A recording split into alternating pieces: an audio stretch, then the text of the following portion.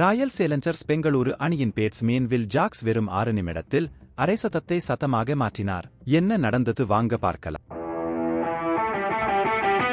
Gujarat Titans அணிக்கு எதிரான இந்த போட்டியில் 15வது ஓவரில் அரைசதம் அடித்து இருந்த அவர் அடுத்த 10 பந்துகளில் சதம் கடந்து பெரும் வியப்பை ஏற்படுத்தினார்.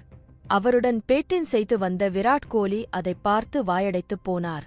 இந்த போட்டியில் குஜராத் டைட்டன்ஸ் அணி முதலில் பேட்டிங் செய்து 200 ரன்கள் குவித்தது.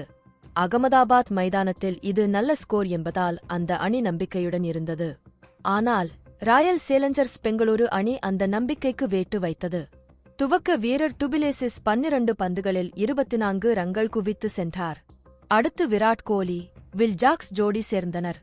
வில் ஜாக்ஸ் சற்று நிதானித்து ஆடி வந்தார். மறுபுறம் விராட் கோலி அதிரடி ஆட்டம் ஆடி அரைசதம் கடந்தார்.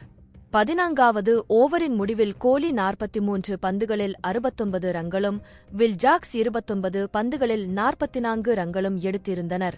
அடுத்து குஜராத் அணியின் மோஹித் சர்மா வீசிய 15வது ஓவரில் வில் ஜாக்ஸ் முதல் 2 பந்துகளில் ஒரு போர் ஒரு சிக்ஸ் அடித்து அரைசதம் கடந்தார்.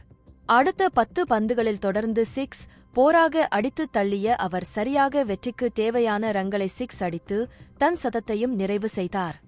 41 பந்துகளில் சதம் அடித்து இருந்தார். 14.2 ஓவரில் அரைசதம் அடித்து இருந்த அவர் மோஹித் சர்மா ஓவரை அடுத்து ரஷித் கான் வீசிய 16வது ஓவரிலும் ருத்ர தாண்டவம் ஆடி 15.6 ஓவரின் முடிவில் சதம் அடித்தார். சரியாக மாலை 6:42 மணிக்கு அரைசதம் அடித்தார். அதேபோல 6:48 மணிக்கு சதம் அடித்தார். வெறும் 6 நிமிடங்களில் அரைசதத்தை சதமாக மாற்றினார். தான் அரைசதம் அடிக்கும் வரை அம்பியாக இருந்த வில் ஜாக்ஸ் அதன் பின் அந்நியனாக மாறி சிக்ஸர் மழை பொழிந்ததை பார்த்து விராட் கோலி வாயடைத்துப் போனார். வில் ஜாக்ஸ் 5 போர் மற்றும் 10 சிக்ஸ் அடித்து இருந்தது குறிப்பிடத்தக்கது. கிரிக்கெட் செய்திகளை உடனுக்குடன் அறிந்து கொள்ள நியூஸ் கிரிக் சேனலை சப்ஸ்கிரைப் செய்து பாருங்கள். நன்றி, வணக்கம்.